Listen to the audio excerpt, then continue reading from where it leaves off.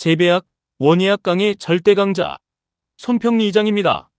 그럼 다 함께 시작해 볼까요?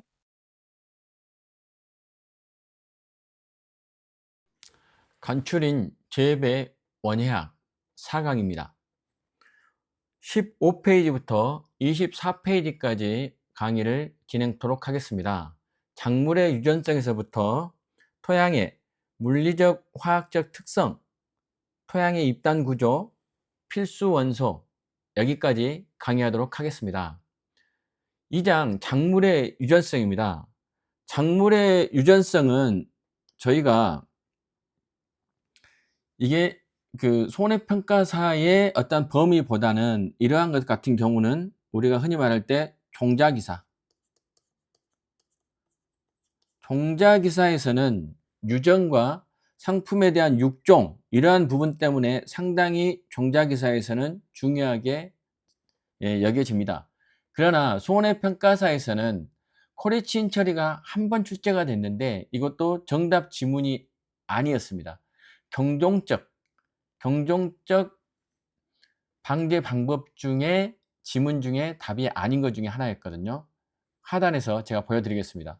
코리친 처리라고 한다는 것은 배수성 육종입니다. 배수성 육종이 뭐냐 그러면 염색체 수를 늘리거나 줄여서 생겨나는 변이를 육종에 이용한다는 겁니다. 그러니까 결국 이러한 코리친 처리에 의해서 염색체 변화가 생기는데 이걸 가지고 품종을 개량하거나 육종, 새로운 품종을 만들어내는 겁니다.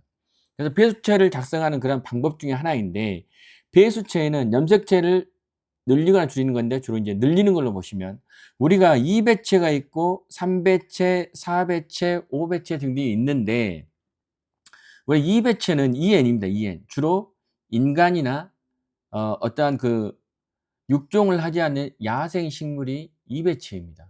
그리고 3배체나 4배체는 우리가 인간이 그 과실을 잘 이용하기 위해서 인위적으로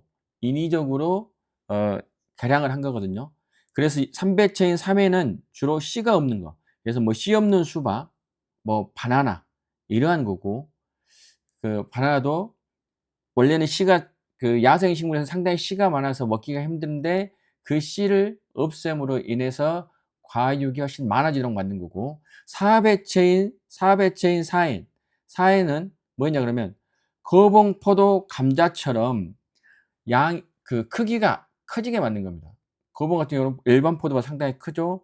감자도 궤경을 상당히 크게 만든 4배체로 만들어 놓은 겁니다. 그럼 배수성 코리친 처리인데 배수성 육종이 뭔가를 먼저 보도록 하겠습니다. 배수성 육종은 배수체의 특성을 이용해서 신품종을 만들어낸 겁니다. 그래서 이러한 경우는 그 감수 분열, 그러니까 생식세포가 감수 분열을 할 때 그 과정에서 염색체 분리가 일어나야 되는데 염색체가 분리되지 않도록 해서 그러한 돌연변이를 육종재료로 사용하는 겁니다. 그러면 배수체를 어떻게 만드느냐, 이거 같은 경우는 어떻게 만드느냐 이 문제가 있는데 세포 분열이 왕성한 시점에서 코리친 처리를 한다면 코리친 처리. 이제 여기서는 코리친 처리를 하거나 조직 배양을 통해서 하는데 코리친 처리를 한다는 것은 어떤 거냐 그러면 세포 분열이 그 분열 중인 세포에서 방추체 형성, 동원체 분할, 방추사 발달, 이것을 한마디로 말해서 세포가 분열을 하기 위해서 이 방추사가 생겨서 방추사로 잡아다녀서 양극으로 이동시키는데 결국 이걸 한마디로 정리를 하면 염색체가 양쪽으로 나뉘지 못하게 한 겁니다. 그래서 염색체가 이렇게 있으면 여기에 이제 동원체가 이제 있죠. 근데 여기서 방추사가 있어서 양쪽으로 인해서 방추사가 있어서 이게 양쪽으로 이렇게 떨어지게 만드는데 이걸 이렇게 염색체가 양쪽으로 나뉘지 못하게 만드는 거죠. 그래서 이러한 이백체 그 방해를 하는 건데 이게 코리친에서 이게 이제 약품 처리를 한 거거든요. 그래서 결국은 이거 같은 경우는 이러한 설명을 보면 이백체 식물의 발화종자나 정화, 끝눈이죠. 또는 애가, 겨드랑이 눈에 생장점의 0.01에서 0.02%의 코리친 소행을 처리하면 분리되지 못하고 결국 두 개가 나눠져서 n이 되었는데 2n, 2n이 그대로 가다 보니까 이게 사배성인 사배체가 발달한다는 겁니다. 그럼 결론적으로 정리를 하면 결국 코리친 처리가 이게 약품이기 때문에 이게 상당히 위험한 것 중에 하나입니다. 이게 강렬하게 되면. 그렇지만 이걸로 인해서 실적에 말하면 일종의 기형, 돌연변이를 만들어서 이제 육종 재료를 만든다. 원래는 이배체해야 되는데 이것을 방추사가 작용하지 못하도록 해서 염색제 분리를 하지 못해서 결국은 염색제 수가 증가를 한다. 이렇게 보시면 되겠습니다. 여기 정리를 마치고 그럼 기출 문제는 어떻게 되는지 한번 살펴볼까요? 기출 문제는 1회 51번입니다. 경종적 방제 차원의 병충해 방제가 아닌 것은 그랬거든요. 근데 여기서 답은 코리친 처리입니다. 코리친 처리는 이게 육종 방법이에요. 육종. 어떠한 그 병충해를 방지하거나 그런 게 아닌 육종 방법 중에 하나거든요. 그러면 방제에서 경종적 방제라고 했는데 경종적 방제는 밭갈경 씨종, 그러니까 밭을 갈거나 씨를 뿌린대. 그러니까 일종의 경종적 방제를 우리가 재배적 방제와 같은 말입니다. 그래서 작물이 자라는 환경이나 재배 조건을 변경함으로 인해서 병충해를 예방하는 그러한 형태입니다. 그럼 뇌병성 품종이면 예를 들어서 탄저병에 강한 품종을 심으면 탄저병이 생기지 않겠죠.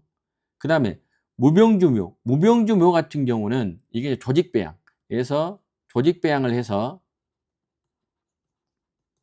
바이러스가 없는 거, 없는 묘를 만드는 거죠. 바이러스가 없는 묘를 생산해서 바이러스를 미리 예방하는 거. 그리고 접목재배 같은 경우는 채소에서 접목재배를 많이 하는데, 예를 들어서 그런 걸 많이 하는 이유는 뭐냐 그러면 흡비력, 그러니까 비료의 흡수를 강하게 하고, 그리고 과습한 지역에 살게 하고 과실의 품질을 향상시키기 위해서 접목재배를 합니다. 그래서 우리가 이제 방제에는 경종적 방제, 물리적 방제, 기계적 방제, 생물적 방제, 화학적 방제 이렇게 있는데, 이러한 그 방제 방법, 그 재배 기술 쪽에서 이러한 걸 좀 자세하게 다룰 예정이니 여기서는 잠시 이해만 하도록 하겠습니다. 화학적 방제는 쉽게 말해서 농약을 사용합니다. 농약. 생물적 방제는 천적. 그리고 물리적 방제는 어떠한 그 열이나 방사선이나 또는 습기 등을 이용한 거거든요. 그래서 뭐 토양을 소독해서 토양의 미생물을 병용군을 죽인다든가, 아니면 물을 채워서 선충을 없앤다거나, 뭐 기계적 방제는 직접적으로 뭐 찔러 죽이거나 이러한 형태입니다. 그래서 이러한 게 있다는 걸 이해해 주시면 되겠습니다. 자, 다음 장 3장 재배 환경입니다. 재배 환경에 있어서는 먼저 토양에 대해서 먼저 살펴보고, 토양, 수분, 광 여러 개 있지만 우선 이번 시간에는 토양에서도 토양의 물리적 특성, 그리고 토양 입단의 형성과 파괴. 토양 입단과 형성과 파괴는 매번 여기 식물보호기사, 손해평가사뿐만 아니라 식물보호기사, 종자기사, 시설원예기사, 농업 관련 자격증에 주로 출제가 되는 문제이기 때문에 꼭 기억해 두셔야 될 것 같습니다. 그리고 필수원소, 필수원소에는 뭐 다량원소, 미량원소가 있고 그리고 유익원소가 있는데 이거에 대해서 살펴보도록 하겠습니다. 자, 먼저 토양의 물리적, 화학적 특성 중에 먼저 지력을 보겠습니다. 지력. 지력이라는 것은 작물의 생산력을 지배하는 것이 지력. 땅의 힘이 얼마나 좋으냐. 지력이 좋다는 것은 토양이 그만큼 비옥하다, 이런 말이죠. 그래서 지력 조건에는 물리적, 화학적으로 지력이 받침이 돼야 이걸 토양의 비옥도라고 합니다. 그래서 지력이 향상시키려면 토양을 잘 관리를 해야죠. 물리적, 화학적으로 잘 관리를 해야 합니다. 토성. 토성은 이 토양이 어떻게 이루어졌냐, 토양의 구성이 어떻게 이루어졌냐, 뭐 사토로 되어 있냐, 양토로 되어 있냐, 식토로 되어 있냐, 이런 거거든요. 그러니까 양토가 이제 가장 좋은 거예요. 좋을 양자. 식물을 기르기에 가장 좋은 거죠. 그래서 사양토, 모래가 섞여 있는 양토, 점토가 섞여 있는 식양토, 점토를 식토라고 합니다. 그러니까 우리가 말하는 식토, 식토가 점토입니다. 그래서 이러한 게 그래서 가장 양토를 중에서 사양토에서 식양토 사이가 그래도 작물 생약에 적합합니다. 사토는 이제 모래사자 떼서 모래흙이죠. 이거 같은 경우는 토양 성분과 비료 성분이 부족할 수밖에 없죠. 왜? 다 흘러 보내버리니까. 식토는 점토입니다. 점토. 진흙. 그래서 여기에는 수분이 많아서 토양 공기가 부족할 수밖에 없죠. 왜냐하면 기상이 부족하죠. 왜? 물로 채워져 있으니까. 액상이 많기 때문에. 다음 가장 중요한 거 토양의 구조. 토양의 구조는 이게 떼알 구조나 그러니까 단립 구조냐 입단 구조냐 이런 걸 떼알 구조 그다음에 홀릭 구조 이런 걸 살펴보도록 하겠습니다. 그래서 입단 구조가 조성될수록 입단 구조를 다른 말로 또 떼알 구조로도 하고 그리고 이와 입단 구조와 반대인 단립 구조 하나하나 되어 있는 것을 호달 구조를 하니까 이 단어들이 같이 사용되고 있으니까 이걸 기억해 주시기 바랍니다. 그리고 입단 구조가 조성될수록 수분과 공기 상태가 양호합니다. 대공급과 소공급이 적당히 되어 있기 때문에. 근데 단립 구조는 대공급만 있어서 이게 쉽게 물이나 양분이 흘러내려 버립니다. 다음 토층. 토층은 보통 우리가 그 토양이 어떻게 구성되어 있는지에 대한 얘기입니다.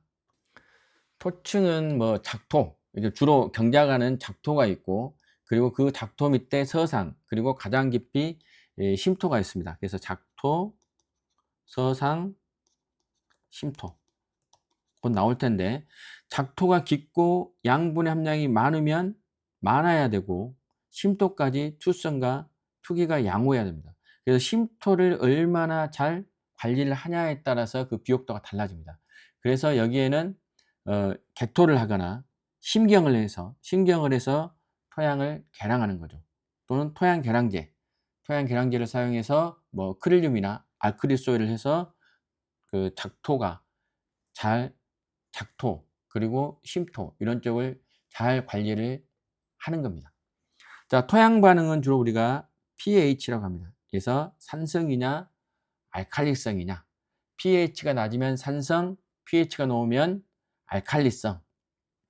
그래서 우리가 중성에서 약산성이 가장 작물 성육에 알맞습니다. 그리고 유기물은 토양 중에 유기물 함량이 증가할수록 지력이 높고 유기물 함량이 있어야 잎단이 형성이 됩니다.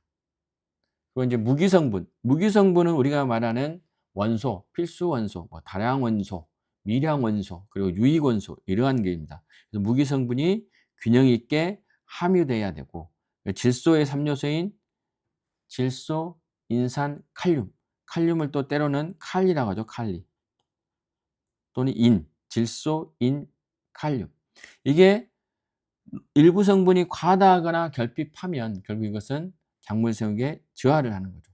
특히 질소질이 많다.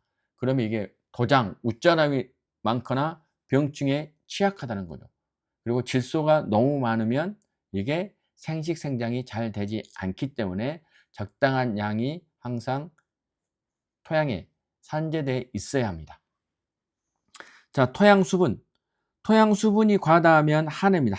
한해는 이게 차가운 게 아니라 가물한자를 써서 이게 결국 가뭄이다. 가뭄. 물이 부족한 거죠. 그리고 과다해서는 습해나 수해. 다음 토양 공기입니다. 토양 공기는 토양 수분 함량과 관계가 깊은데 수분이 너무 많으면 액상이 과다하기 때문에 기공이 부족해서 뿌리나 이런 쪽에 산소 공급이 안 돼서 호흡이 안 되는 거죠. 또 이산화탄소 등 유해가스가 많아져서 작물 뿌리의 기능을 저해합니다. 자, 토양 미생물은 유용 미생물이 번식하기 좋은 상태를 유지하고 병해충을 유발하는 미생물이 적어야 됩니다. 그러니까 토양에 작물에 유익한 미생물이 많아야 된다는 거죠. 그리고 유해물질 같은 경우는 우리가 말하는 중금속 같은 경우. 그래서 유기, 무기, 유해물질이 토양에 오염되면 작물의 생육에 저해 및 생육이 불가능해진다. 또는 무기물질이 너무 많아도 그러한 게 발생할 수 있습니다. 다음 토양의 구성, 토양 상상입니다. 토양 상상은 우리가 고상, 액상, 기상입니다. 자, 고체인, 토양의 고체인 토양 입자와 유기물을 합쳐서 우리가 유기물이 한 5% 정도 섞였는데 이게 고상이고, 토양 공급에 액체인 물이 있으면 이건 액상, 그리고 기체, 공기가 있는 것은 기상이라고 합니다. 그래서 원래 구성은 뭐 고상 50%, 액상이 30에서 35, 기체가 20에서 15 정도로 구성되어 있는데, 기상과 액상 비율은 기상 조건, 이 비가 얼마나 내리냐, 기온이 얼마나 높냐에 따라서 크게 영향을 받을 수밖에 없습니다.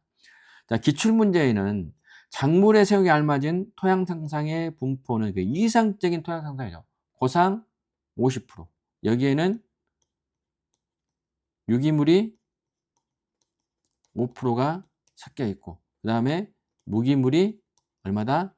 45% 토양 입자. 그리고 액상 25, 기상 25로 구성된 게 가장 효율적이다. 이게 출제가 된 적이 있었고, 그리고 이럴 때 가장 이상적인 토양의 삼상이 분포됐을 때 투수성, 물의 흐름, 그리고 물을 보유하는 보수성, 공기 유통, 통기성, 양분을 보유하는 보유력, 그리고 밭갈이 등 경운 작업의 용이성 등이 좋다고 되어 있습니다. 자, 액상 비율가 높고, 액상 비율이 높으면 당연히 기상 비율이 낮고, 기상 비율이 높으면 액상 비율이 낮습니다. 그래서 서로 어떤 반비례 관계죠. 자, 액상 비율이 많다, 물이 많다는 거죠. 액상 비율이면. 그러면 당연히 토양 통기가 불량하죠. 왜? 물이 많으니까, 기상이 부족하니까.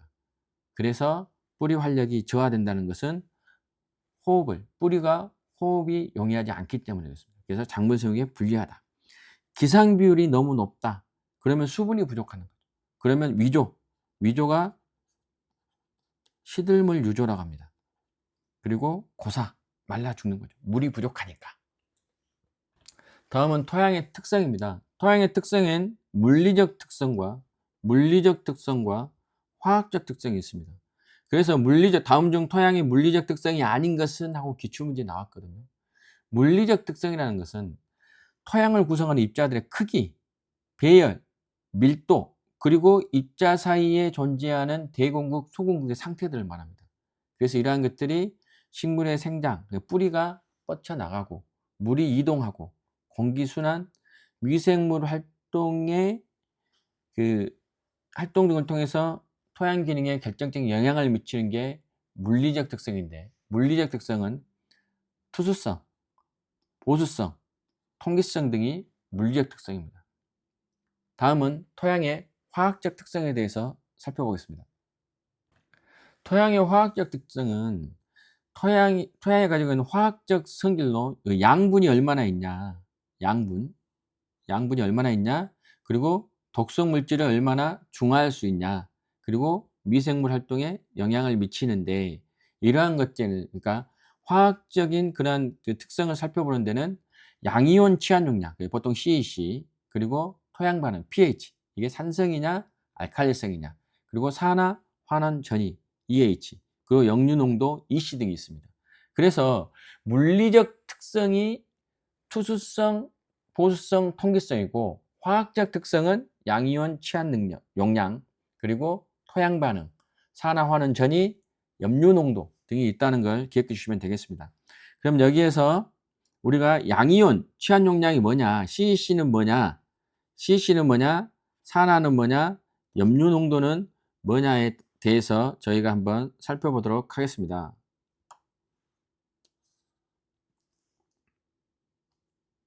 염류 농도 같은 경우에는 이게 염류가 집적된다는 말은 저희가 많이 들어왔습니다. 이것은 쉽게 표현하면 과영양 상태, 영양이 엄청 많은 거죠.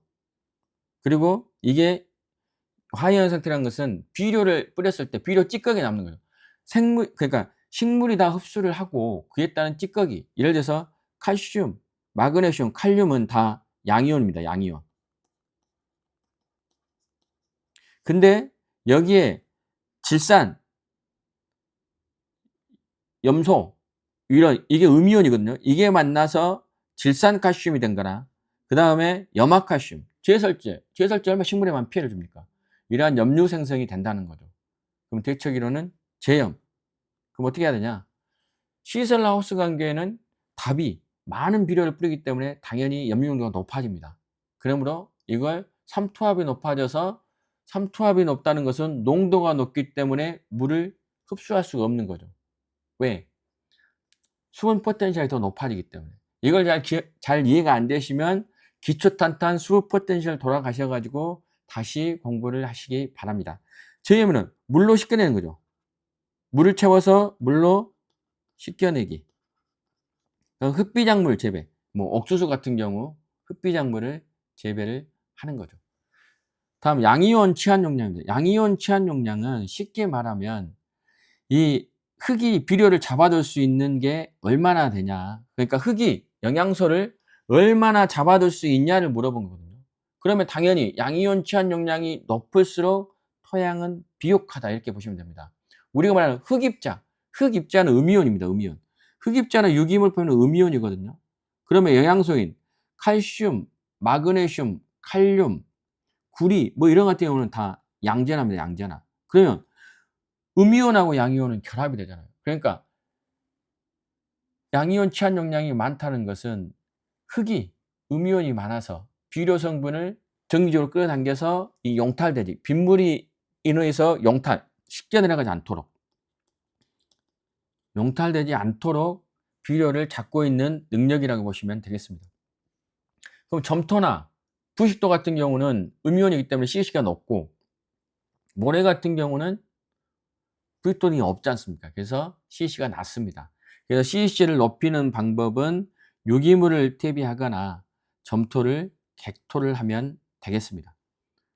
다음 산화환원 전이는 흙에 산소가 얼마나 있냐 이 말입니다. 예를 들어서 수치가 높다 그러면 산소를 가지고 있는 산화 상태고, 수치가 낮다 그럼 환원 상태로 산소가 없어요. 그럼 산소가 풍부하다는 것은 일반적으로 물이 적은 곳이잖아요. 그래서 산소가 부족하다는 것은 물이 있는 논 또는 늪. 그래서 산화 상태에서는 산소가 풍부한 데서는 질소, 황, 철을 효율적으로 흡수할 수 있습니다. 그러나 환원 상태에서는 철이나 망간 등이 과다해서 피해를 입힐 수 있죠, 식물에. 그래서 비료와 뿌리 건강에 밀접한 관련이 있는 게 바로 산화 환원 전이입니다. 그럼 여기가 지금까지 양이온 치환 용량 그리고 산화 환원 전이 염류 농도에 대해서 살펴봤습니다. 토양 반응은 산성 알칼리성이기 때문에 별도로 설명을 드리지 않았습니다. 토양의 입단 형성과 파괴입니다. 토양 구조는 토양을 구성하는 입자들이 모여 있는 상태를 토양 구조라고 합니다. 그래서 토양 입자가 이게 어떻게 모여 있느냐, 호달로 모여 있냐, 떼알로 모여 있냐. 호달을 단립 구조, 떼알을 입단 구조.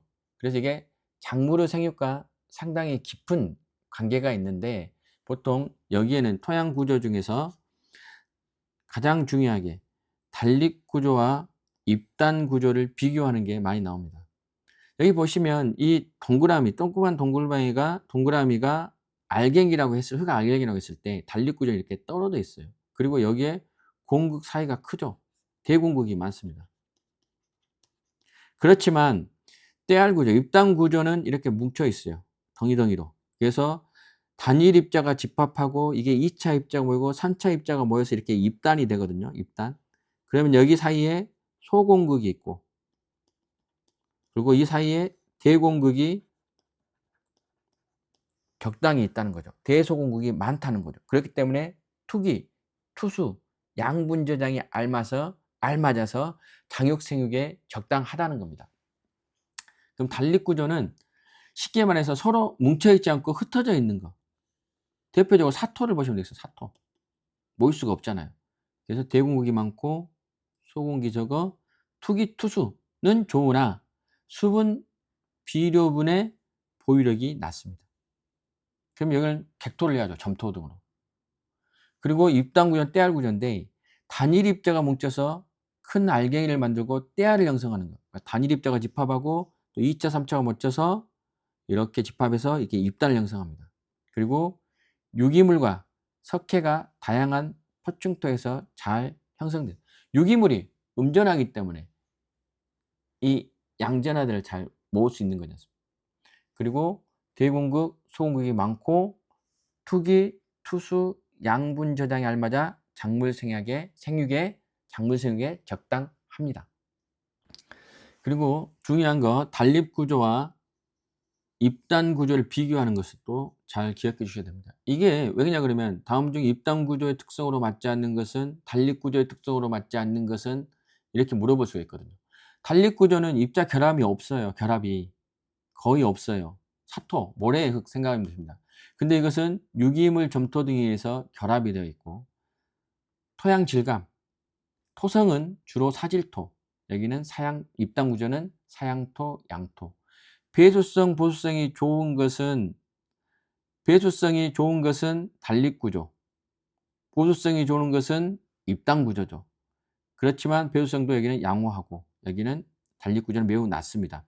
식물성에 있어서는 입단 구조가 상당히 유리하고 발생 위치는 표충토 경작지는 입단 구조죠. 밭이니까. 그리고 이 사구조 같은 모래니까 단립 구조일 수밖에 없습니다. 입단의 형성과 파괴는 한 별표 3개 정도 줘도 될 것 같습니다. 이 부분도 상당히 기출문제에 많이 형성됩니다. 입단 구조를 형성하는 것과 파괴하는 것을 보면 경우는 다 들어갑니다. 그렇지만 경우는 적당한 밭갈기, 적당한 갈아두기 경우는 입단 구조를 형성하지만 과도한 경우는 적당한 경우과 비교했을 때 계속 밭갈기를 과도하게 하면 입단이 잘게 쪼개지는 거죠. 그래서 단립 구조가 되는 겁니다. 그리고 유기물과 석회 시험인데 유기물은 여기서 점질 물질, 콜로이드, 음전화가 나옵니다. 그렇기 때문에 흙과 흙을 연결해 주는 그런 콜로이드, 그 접착제 역할을 하는 거고 칼슘은 이게 그 석회 성분의 칼슘은 양전화입니다. 그리고 양전화가 2개나 있어요. 그럼 양쪽에 흙알갱이를 하나씩 음전화 흙알갱이를 하나씩 모집할 수 있으니까 결국 입단 형성에 도움이 됩니다. 자, 콩가작물 재배는 왜 도움이 되는가 하면 여기 토양 그 콩가작물은 질소 고정을 합니다. 그 질소가 결국 단백질이거든요. 그래서 토양 미생물에게 이러한 단백질을 공급하면 얘들이 이 토양 미생물들이 점액물질을 배출해요. 콜로이드. 그렇기 때문에 흙을 결합시킨다. 그 토양 계량제, 뭐 크릴륨이나 알크릴소를 해서 점토 등을 계량을 해서 인위적으로 결합하게 만들고, 그리고 토양 피복이라는 것은 피복 작물을 재배함으로 인해서 토양이 흩어지지 않게, 예를 들어서 비가 오거나 아니면 수축과 융해, 고온과 좀 얼었다 녹았다 이랬을 때 토양 피복 작물을 재배해서 감싸고 있기 때문에 이러한 입단 구조 형성에 유리합니다. 입단 구조의 파괴는 과도한 경운도 있지만 나트륨 이온 첨가가 가장 많습니다. 이 같은 경우는 점토의 결합을 분산하거든요. 그래서 이러한 경우 나트륨 이온을 상쇄시키기 위해서 칼슘, 석회를 시용하면 됩니다.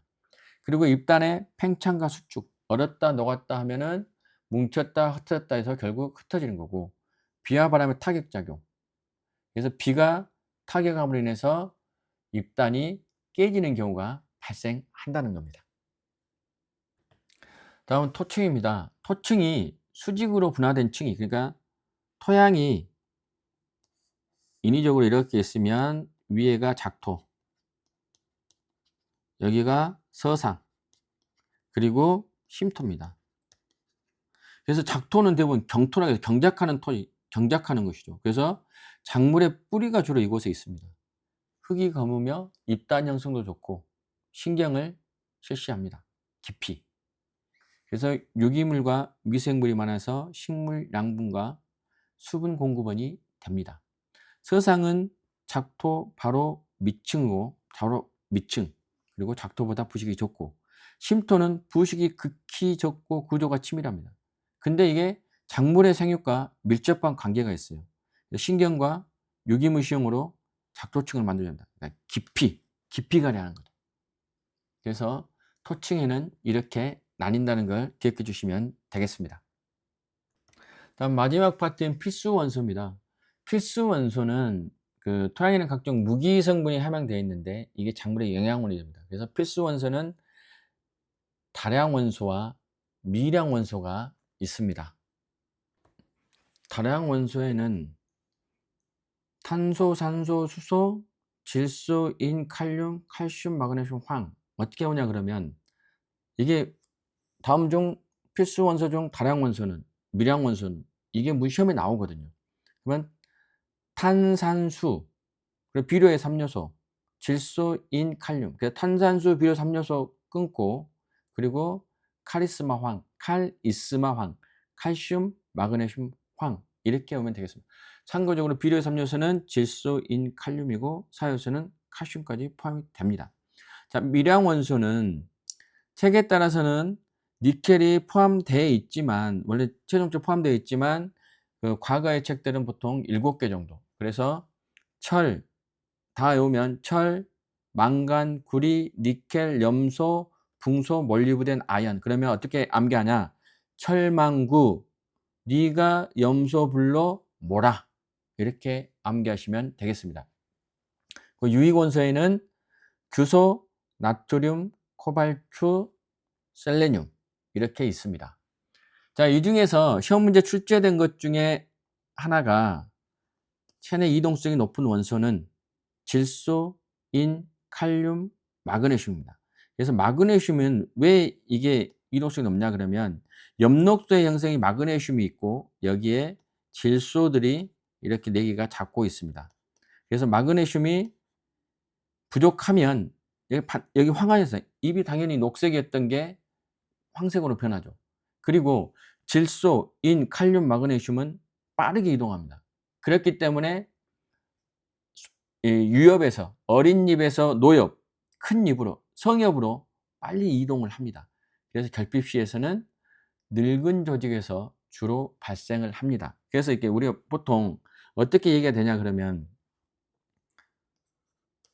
노엽을 성엽 또는 늙은 잎, 늙은 조직이라고 하고, 그 다음에 어린 조직을 유엽 또는 어린 잎, 이렇게 얘기를 하니 이 부분을 다 같이 기억해 주시기 바랍니다.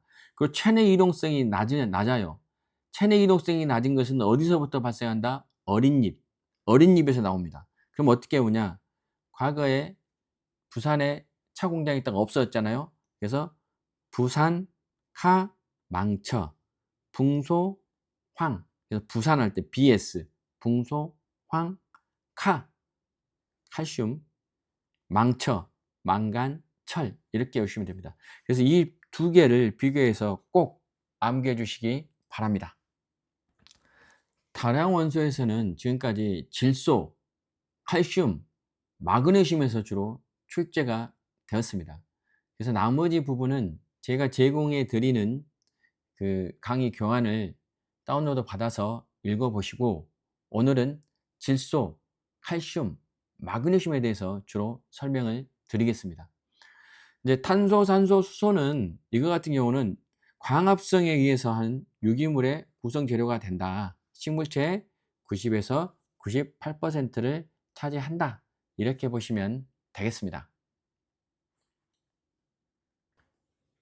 결국은 탄소, 산소, 수소가 대부분 차지하고 있으니까 나머지의 다량 원소, 질소, 인, 칼륨, 이러한 것들은 건물 중량을 기준으로 인해서 0.1% 이상이면 다량 원소, 그리고 0.01% 이하다 그러면 미량 원소가 되겠습니다. 그럼 질소부터 한번 보도록 하겠습니다.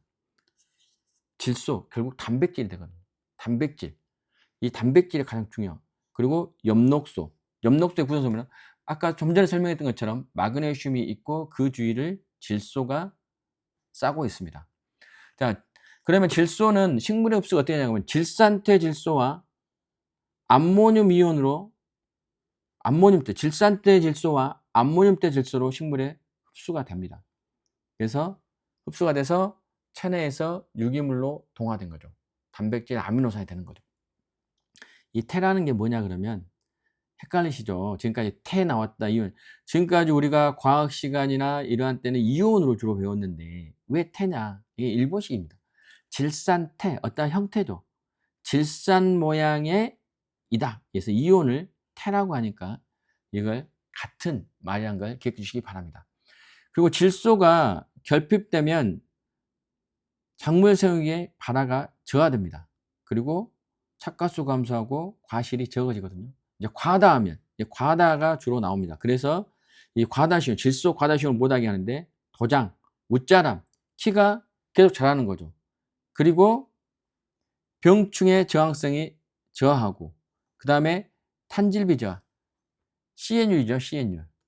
그래서 질소가 많으면 영양생장만 해요, 영양생장. 그래서 생식생장을 저하하죠. 생식생장을 하기 위해서는 질소가 적고 탄소가 많아야 됩니다. 그리고 출제되었던 것 중에 기출에 그 내용 그대로 같습니다.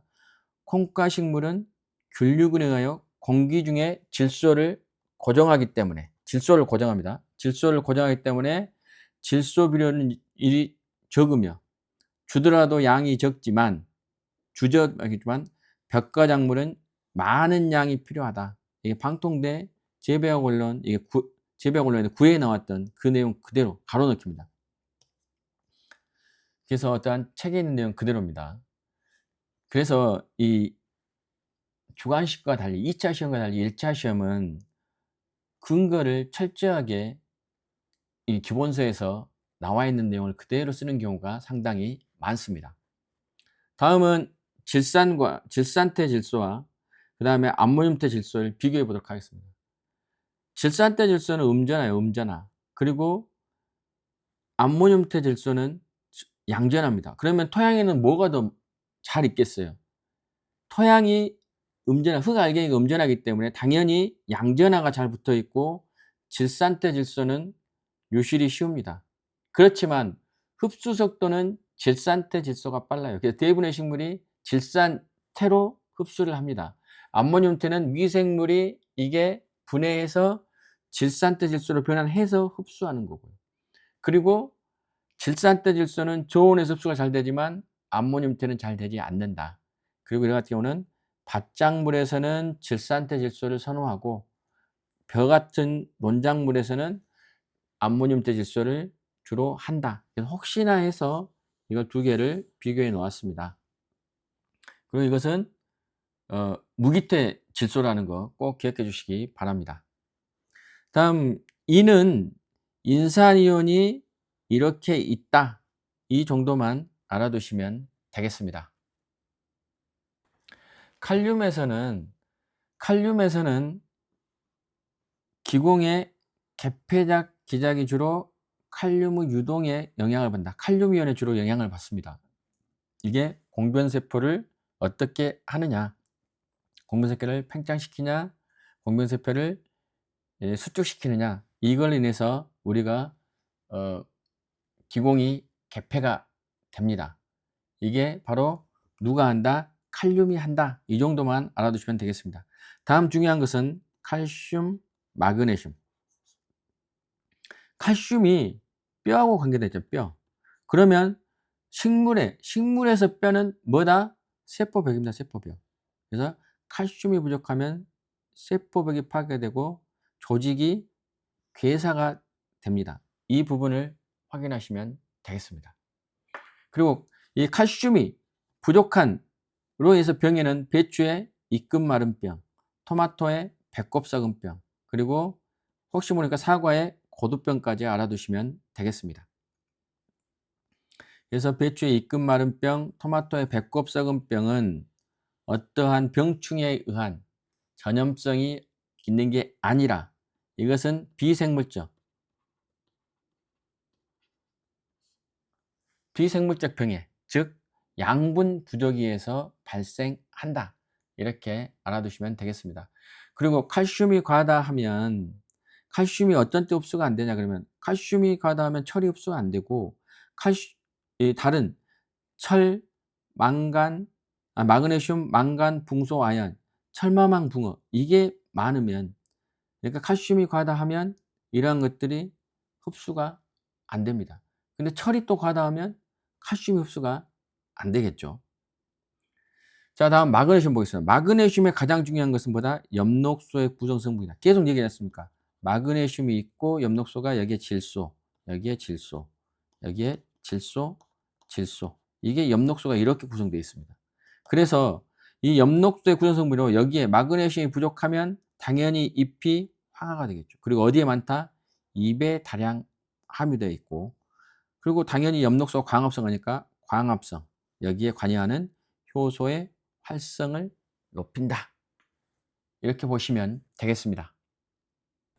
황은 단백질 효소의 구성 성분이 되고 황의 요구도가 높은 것은 주로 뭐다? 양파, 파, 마늘, 아스파라거스, 즉 인경식물. 인경식물은 황의 요구도가 높다. 이걸 기억해 주시면 되겠습니다. 제가 질소의 종류를 여기에 정지해 놓은 이유는 이게 기출 문제에 이게 나왔었습니다. 기출입니다. 기출. 그래서 유기태 질소 다음 중 무기태 질소가 아닌 것은 다음 중 유기태 질소는 이렇게 물어보거든요. 그럼 유기태는 뭐냐 그럼 주로 식물이나 동물에 있는 겁니다. 동물의 유기물 속에 발견된 질소죠. 그래서 단백질, 아미노산 같은 게 이러한 게 되겠습니다. 그래서 단백대 질소, 아미노대 질소 그리고 사이안 아미드대 질소가 유기태 질소고 무기태 질소는 식물이 가장 잘 흡수할 수 있도록 토양에 있는 거죠. 토양에 산재 있는 거예요. 그러니까 이것은 질산태 질소, 암모늄태 질소 그리고 암모늄태 질소다. 그래서 무기태 질소는 질산태 질소, 암모늄태 질소 이렇게 암기해 놓으시면 되겠습니다. 미량 원소는 지금까지 시험에 있어서 중요도가 좀 떨어지고 있습니다. 단지 미량 원소가 어떤 게 있냐 그래서 철망구, 니가, 염소, 불로, 모라 이 정도만 암기해 놓으시고 제가 드린 자료를 가지고 어떠한 게 있다 이건 이렇게 한번 읽어 보시면 되겠습니다. 그리고 붕소가 사과의 축합병을 일으키고 그리고 콩가작물 뿌리의 형성과 질소 고정을 방해한다. 이 부분은 다른 시험에 다른 농업 관련 자격증 시험에 출제가 됐기 때문에 알아두시면 되겠습니다. 다음 유익원소입니다. 유익원소는 규소, 코발트, 나트륨은 필수 원소로 규정되지 있지 않지만 특히 규소는 화공유, 벼에서 가장 중요해요. 벼. 그래서 규산을 많이 요구하는 작물로 수용 효과가 높다. 그리고 이게 부족하면 규소가 부족하면 도열병에 자주 노출이 되고 그리고 규소가 풍부해야 이게 표피조직 세포막을 침전해서 규질화를 형성 그러니까 꼿꼿하게 만드는 거죠. 그래서 경엽의 직립으로 수광태세 향상에 따른 광합성이 유리하다. 이 말은 뭐냐 그러면 잎이 이렇게 있으면 잎이 이런 식으로 꼿꼿하게 있어 가지고 태양에서 빛을 잘 받을 수 있는 거죠. 이렇게 처진 게 아니라. 그래서 수광태세 향상인 것은 빛을 많이 받을 수 있는 모양이라고 보시면 되겠습니다. 다음 코발트도 콩가작물 균근류 활동에 필요하다. 이 정도 알아두시면 되겠습니다. 자 마지막 오늘 강의했던 내용을 전체적으로 정리해 보도록 하겠습니다. 1번 경종적 방제는 재배적 방제고 작물의 재배 조건을 변경하는 거다. 그래서 내병성 품종을 심거나 무병주의용, 조직 배양해서 바이러스를 차단하거나 그다음에 접목 재배 등입니다. 그리고 방제 방법 중에는 기계적 방제, 물리적 방제, 생물적 방제, 화학적 방제가 있다는 것 참고로 알아두시면 되겠습니다. 그 두 번째, 토양의 삼상 분포는 고상 50%, 액상 20%, 액상 기상 25%입니다. 그래야 투수성, 보수성, 통기성, 보비력, 경운 작업이 용이하다는 겁니다. 토양의 특성에는 물리적 특성과 화학적 특성이 있습니다. 물리적 특성은 투수성, 보수성, 통기성을 말하고, 토양의 화학적 특성은 양이완, 취한 용량, 이것은 비료를 얼마나 모집하고 있냐, 그리고 토양 반응, 산성이냐 알칼리성이냐, 산화 환원 전이는 이 안에 토양 속에 산소가 얼마나 많이 있느냐, 염류 농도는 토양의 찌꺼기, 그러니까 과다 영양인 거죠. 토양의 비료 찌꺼기가 얼마나 있느냐, 그 염류 농도가 이게 되면, 염류 농도가 높아지면 어떻게 된다? 삼투압이 증가하고, 그리고 삼투 포텐셜과 수분 포텐셜이 높아진다, 낮아진다? 당연히 높아지죠. 그러면 식물이 흡수를 할 수 있다 없다? 하지 못한다. 다음 중요한 입단 구조의 형성과 파괴에 대해서 보겠습니다. 입단 구조의 형성의 대표적인 것은 저희가 적당한 갈아두기, 적당한 경운, 그리고 유기물과 석회를 시용한다. 콩가작물 재배한다. 토양 개량제를 시용한다. 토양을 피복한다가 입단구조 형성이고, 입단구조 파괴는 과도한 경운, 그리고 입단의 팽창과 수축의 반복, 비와 바람에 의한 타격작용, 그리고 나트륨 이온 첨가가 입단구조를 파괴한다. 이렇게 알아두시면 되겠습니다. 다음은 5번째, 필수 원소와 미량 원소, 질소, 칼슘, 마그네슘 특징은 꼭 알아둬야 된다고 제가 말씀드렸습니다. 질소는 질산태 질소와 암모늄태 질소로 식물이 흡수를 한다. 과하다 하면 도장이나 병충해 저항성이 저하된다. 그리고 칼슘은 이게 사람으로 하면 뼈, 세포벽에 주로 칼슘으로 이루어져 있다. 칼슘 부족으로 인해서 나타난 병은 배추의 이끝 마른 병, 토마토의 배꼽 썩은 병이다. 이것은 원소, 그러니까 쉽게 말하면 비생물적 표이기 때문에 이것은 전염성이 없다. 그리고 마그네슘은 엽록소의 구성 성분이다. 가장 중요한 엽록소 구성 성분이고 입에 많이 있다, 함유되어 있다. 그리고 질소 종류 중에 무기태 질소와 유기태 질소가 있는데, 무기태 질소는 질산태 질소, 암모늄태 질소를 말하고, 유기태 질소는 단백태 질소, 아미노태 질소, 사이안 아미드태 질소가 있다. 이걸 기억해 주시면 되겠습니다. 유익원소 중에 규소와 코발트가 있는데, 규소는 벼에 중요한 원소이다. 그리고 이게 없으면 도열병이 걸리기 쉽고, 그리고 수강태세가 좋지 못하다. 코발트는 콩가작물 균근류 활동에 필요하다. 그래서 이 정도 해주시면 되겠습니다. 지금까지 제가 여러분께 이러한 내용 가지고 설명을 했는데, 이 내용은 제가 다운로드 받을 수 있도록 교환을 준비하겠습니다. 반드시 다시 말씀드리지만, 저는 여러분께 단지 설명을 했습니다. 여러분은 한 편의 동영상을 시청한 겁니다. 반드시 꼼꼼하게 필기를 하면서 공부하시길 보내드립니다.